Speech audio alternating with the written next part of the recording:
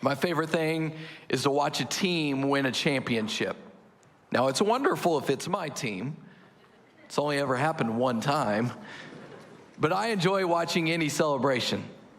The Stanley Cup Finals in hockey, watching each player take their turn, skating around the rink, holding up the trophy. The U.S. Open Championship in golf. The World Series, which is the only time I actually watch baseball. The NBA Finals, 2011, when the Dallas Mavericks won. It's a particularly good year. Can we just leave that picture up for just a little bit longer? Man, good memories right there. Super Bowl. It's been a while for the Cowboys. The Final Four. And then the World Cup, which I love watching a country rally around their soccer team, everybody cheering for one team, trying to see if we can win the World Cup. I love to watch teams celebrate. There's nothing quite like the thrill of victory. When you win the big game and accomplish a great victory, nothing else seems to matter. You're not tired anymore. Your money problems aren't important. Your back doesn't hurt anymore. You love everyone and everyone loves you. You're a winner enjoying life at the top. You don't need a message on how to celebrate. It comes naturally. You throw your arms in the air, you run around the room, you shout, you high five, you dance a little victory dance. You know what to do when you win. But what do you do when you don't win? What do you do when you suffer a horrible defeat? What do you do when you've lost it all? It's over. Your business is gone. Your kids, they've left home. They've left God. Your marriage is destroyed. You've lost everything in a financial disaster.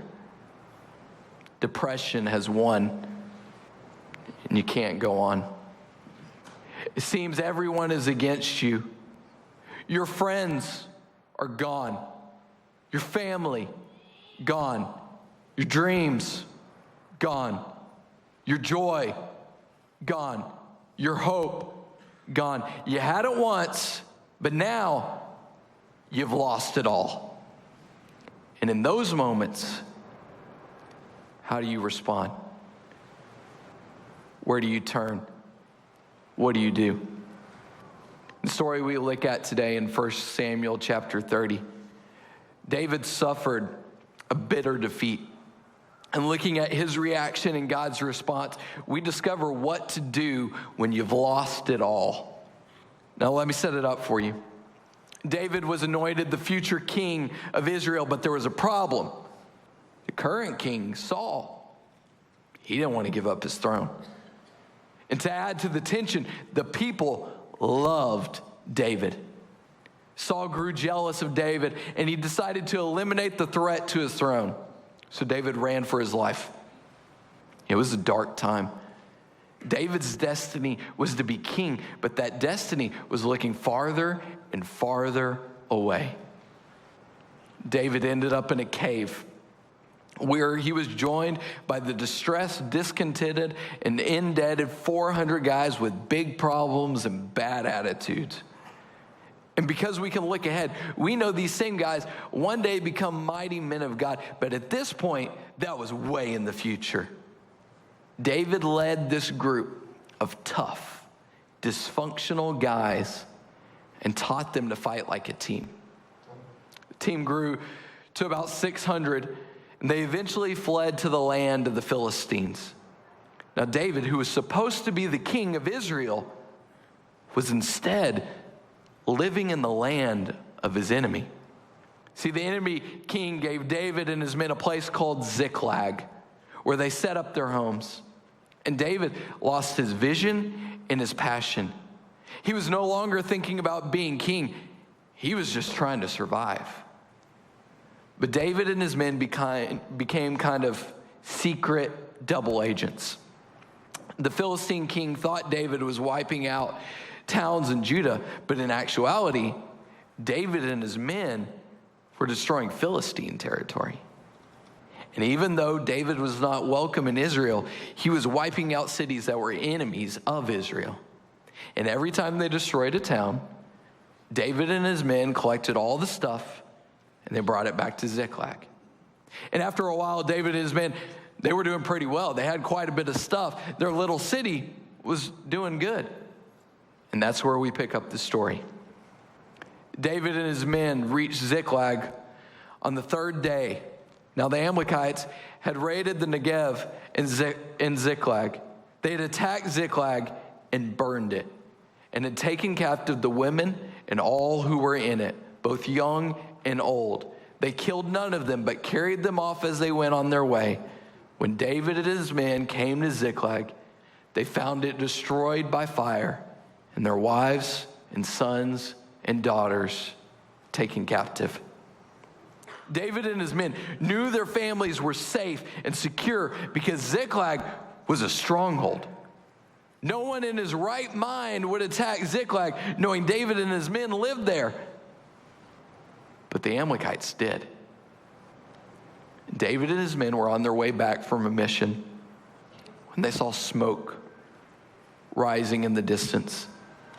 And even from a long way away, they recognized what had happened because they had left a lot of cities looking just like that. Suddenly, their worst fears were realized. Everything was gone. Their wives, gone. Their families, gone. All their stuff, gone. They had been wiped out and destroyed. There was nothing left. It wasn't fair. David and his men were doing something for God, but without warning, it happened. Have you ever had something bad happen to you? And when it did, your first thought was, man, this is payback. I shouldn't have cheated on that spelling test in the first grade. I knew someday it'd come back to haunt me. It all comes back. You remember every single time you've messed up, every bad thing you've done. Someone says, did you know your tire is flat? And immediately you think, I should have went to church last week. Your kid finally sleeps all night in her own bed 3 nights in a row, only to come to your room at 2 a.m. crying on the 4th night, and you wonder, what did I do wrong today? I'm not speaking from experience there. You get up in the morning, and you're the perfect picture of a loving husband and father. Say, I love you to the wife and kids. You walk out the door. 20 minutes later, the phone rings. Your wife asks you to come back. You say, what's wrong? I wrecked the car on the mailbox. On the way home, you're thinking, did I tithe? Did I give what I was supposed to? Is this payback? What did I do? And I think it's okay to check our hearts in those moments. But sometimes, even when you're doing the will of God and living right, bad things happen. It's part of living. So David and his men wept aloud until they had no strength left to weep. This sound must have been amazing and terrifying. And this was not a couple of guys weeping quietly over in the corner. This was hundreds of the biggest, baddest dudes on the planet. Think SEAL teams, Army Rangers, Green Berets, giving full voice to their misery. These great, strong, mighty warriors wept until they had no more power to weep. And then suddenly, when there were no tears left to cry, the men stopped. And they looked at David with hate and anger. David was greatly distressed because the men were talking of stoning him. Each one was bitter in spirit because of his sons and daughters. People say and do mean things when they're bitter in spirit. And in this case, 600 big, mean guys were fired up mad at David. They were ready to throw rocks at him until he died a bloody, agonizing death. David, who led them against the enemy, now he was the enemy. They're saying, it's your fault, David. None of this would have happened if you just hadn't made us go on that trip. We've lost everything, and it's all because of you. David didn't stand up and say, now guys, let's discuss this like reasonable men. David was worried. In fact, he was greatly distressed. That's the Bible way of saying David was scared to death. David was running from an evil king, and now a group of mean men were plotting to kill him. And remember, David lost his entire family, all of his stuff, in the city that he had built. David was big time discouraged. He needed some encouragement in a hurry. This exiled from his country, supposed to be king, about to lose it all leader, had a serious case of the why me's. Maybe you identify with David. We're all human. We've all been there. There have been times I want to give up and find something easier. My wife, for whatever reason, her idea of a picture-perfect Christmas is a fire in the fireplace. It's not Christmas until there's a fire going in the fireplace. Now, we have a gas fireplace. Doesn't feel very real, but it had been broken. I didn't really like the thing anyways, but this year we decided we'd have a technician come out and look at it and get it fixed. So he came, he cleaned it, did all the tuning, made sure the levels were right, got it working. We were good to go. So I come home.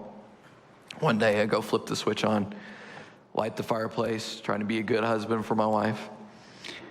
And it's on for like 3 or 4 minutes, and then turns off. I'm like, okay, what's going on here? And I'm one of those that worries that gas is now leaking into my living room and the house is going to explode suddenly. But I flip the switch off, flip it back on, the fireplace turns back on. 3 or 4 minutes later, turns out again.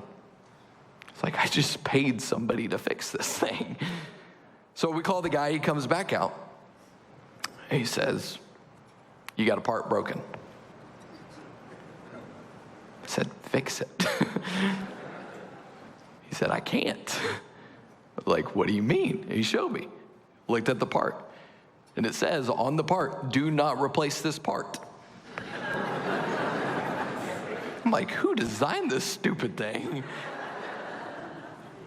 I was like, so what, can we just, go against the rule, not tell them that we fixed the part? Can we do something like that? He's like, no, you got to buy an entirely new fireplace.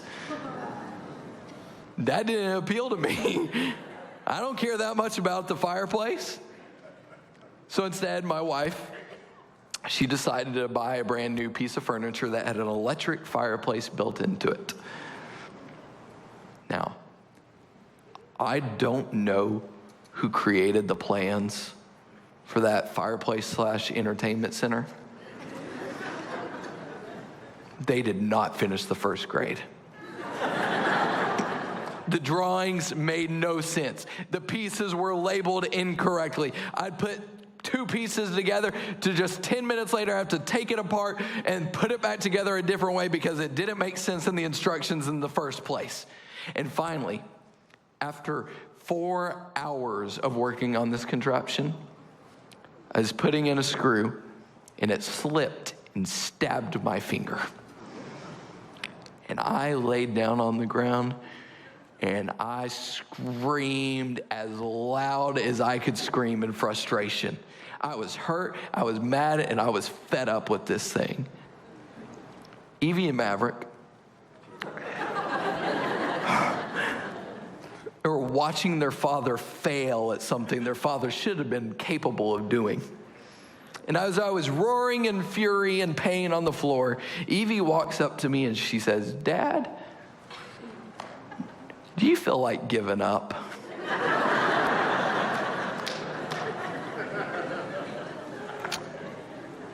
I said, I do.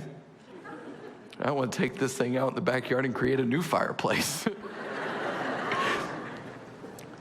In response, she decided to sing me a song from one of her favorite TV series, Puppy Dog Pals. Now, I can't sing, and I understand I'm about to attempt to do this, but I want you to just imagine my 5-year-old daughter, Evie, in the middle of our living room with her father screaming in pain on the floor, singing this song. She sang as loudly as she could. When you feel like giving up, you gotta keep on trying.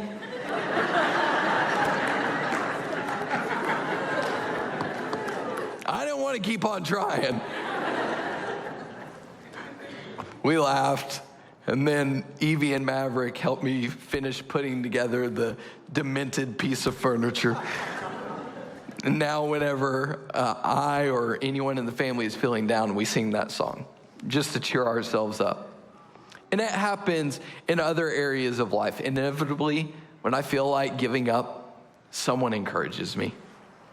They'll email me, text me, stop me in the hall and say, hey, we just want you to know I appreciate you. I had lunch this week with a group of widows. It was one of the most encouraging lunches I've ever been to.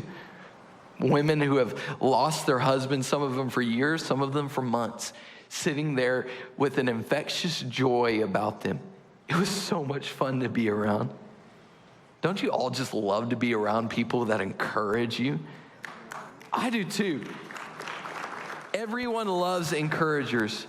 Surrounded by encouragers, you know you can make it. Can you imagine what church would be like if everyone decided to be an outrageous encourager? Wouldn't it be fun to come to a place where everybody believed in you and everybody loved you and they told you that? You wouldn't be able to get through the halls. People would be hugging, crying, laughing, telling others how wonderful they are. You wouldn't be able to find a seat in a church like that. You wouldn't be able to find a parking space, but you wouldn't care because everyone was encouraging you. You'd never miss a service. You'd come if you didn't feel good just to be encouraged. You'd come in the rain. Wouldn't that be amazing? Everyone loves being encouraged. But what do you do if there's no one to encourage you? What if you look around and everybody sees the same thing you do? But you don't have a chance. Then what do? How do you avoid a meltdown? And I want to show you a key. What to do when encouragement is nowhere to be found and it looks like there's no hope in sight. When that happens, do what David did. Because verse 6 said, but David found strength in the Lord his God. And I think the word used for strength, I think is better translated as encouraged. So you can read it this way. David encouraged himself in the Lord.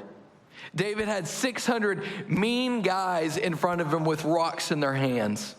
And some of them were Benjamites. And from an early age, they were taught to throw rocks with great accuracy. With their left hand, they could hit a rabbit from 100 yards away. These guys were great rock throwers. David couldn't outrun them. He didn't have a chance. So instead of throwing a pity party, quitting, giving up, throwing in the towel, or taking off on a dead run, David modeled something for us. David clearly needed a word from God, but first, David made the decision to encourage himself. When there is no one around you to encourage you, you have to find ways to encourage yourself on your own, to get encouraged on your own. You have to encourage yourself. You might say, but Tyler, you don't understand how hard it is. You don't understand how bad I have it. I've lost so much. I'm all alone. Let me ask you, do you have 600 big, mean, smelly guys who have just returned from conquering a city only to find out they've lost their families, everything they have, lined up to kill you? If you don't, then David had it worse than you. Do what David did. Encourage yourself. Strengthen yourself in the Lord. How did David encourage himself? I believe David did what he often did in times of trouble. I think he started writing songs. I'm not sure which ones he wrote, but I've read several that fit the situation. And you can imagine David writing this song. The Lord is my light and my salvation. Whom shall I fear? The Lord is the stronghold of my life. Of whom shall I be afraid? When evil men advance against me to devour my flesh, when my enemies and my foes attack me, they will stumble and fall. Though an army besiege me, my heart will not fear. Though war break out against me, even then will I be confident. For in the day of trouble, he will keep me safe in his dwelling. He will hide me in the shelter of his tabernacle and set me high upon a rock. Then my head will be exalted above the enemies who surround me. At his tabernacle will I sacrifice with shouts of joy. I will sing and make music to the Lord. When you worship and encourage yourself, God will bring you out of the circumstances where the enemy has you trapped. There is a way out. There is a place of safety. God will put you in a place where your enemy won't be able to find you. David said, he put me high upon a rock. There's an important principle here. Worship isn't just what you do in church every weekend if you feel good. Worship is what you do when your house is on fire. Worship is what you do when everything has gone wrong. Worship is what you do when the doctor walks in and says cancer. Worship is what you do when your enemies look at you and say, I'm coming for you. Worship is what you do when your spouse leaves you. Worship is what you do when all hope is gone. Worship is what you do when the bank account says zero. Worship is what you do when you've lost it all. Don't wait for someone else to strengthen you. Don't wait for someone else to encourage you. Strengthen yourself. Encourage yourself in the Lord. How did David do it? David was a worshiper. Maybe he sang Psalm 61. Hear my cry, O God. Listen to my prayer. From the ends of the earth, I call to you. I call as my heart grows faint. Lead me to the rock that is higher than I, for you have been my refuge, a strong tower against my foe. David, in one of the biggest crises of his life, started strengthening and encouraging himself in the Lord. You might say, but Pastor Tyler, I have a problem. I'm not a songwriter. You don't have to write a song. In the middle of your worst circumstances, just start singing. Great is thy faithfulness, O God, my Father. For 'tis so sweet to trust in Jesus. Sing the anchor songs that are deep in your heart and spirit. And maybe you connect most powerfully to God when you draw or paint or you're in nature. Maybe it's a certain place where you go in your home where you most sense his presence. Whatever you do to put yourself in his presence, to remind yourself of his goodness, do that. Feel the presence of God as you strengthen yourself in his presence. 'Tis so sweet to trust in Jesus, just to take him at his word, just to rest upon his promise, just to know thus saith the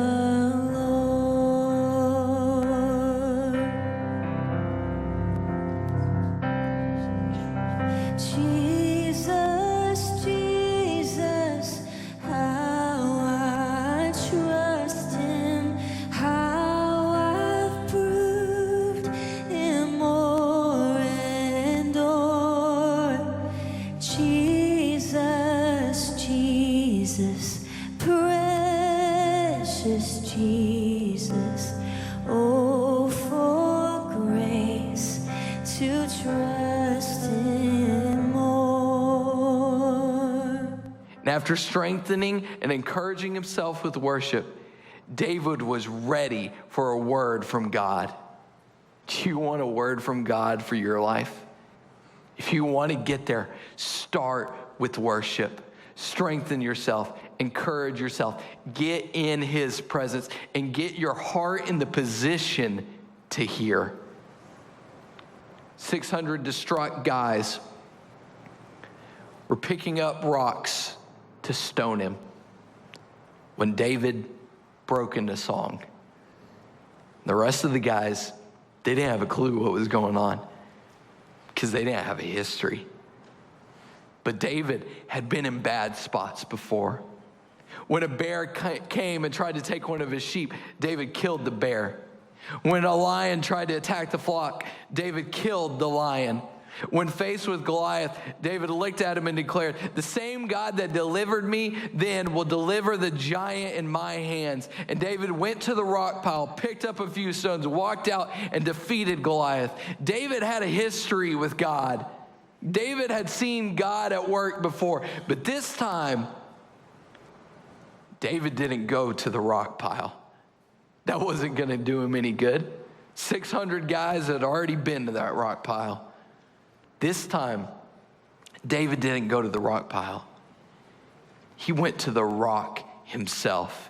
His God, his Redeemer, his shield, his deliverer, his refuge, his fortress, his strength. David got alone with God and said, "God, I need a word from you." And David inquired of the Lord, "Shall I pursue this raiding party? Will I overtake them? Should I go after them? Will I catch them?" And the answer from God came quickly. "Pursue them," he answered. "You will certainly overtake them and succeed in the rescue." Now, I like the King James Version better here. God said, "Pursue, for you shall surely overtake them and without fail recover all." Now, that's what I call a victory. Recover all. God said to David, and he says to you, you shall pursue, overtake, and recover all. God is saying, get them back for the kingdom. It may not be easy. There may be a fight, but you're going to get back everything you've lost. You will pursue, overtake, and recover all. So yeah, your kids, they're going to come back to Jesus. Your marriage can be restored. It's not over for you financially. You can receive your healing. You still have a future. Your relationship can be restored. God still has a good work he wants you to complete. You're going to get back everything the enemy has stolen from you and everything he has tried to destroy. You will pursue, overtake, and recover all. So get your eyes off the enemy. Encourage yourself, strengthen yourself, get ready for a word from the Lord. He's speaking to you the same thing he spoke to David. Pursue, overtake, recover all.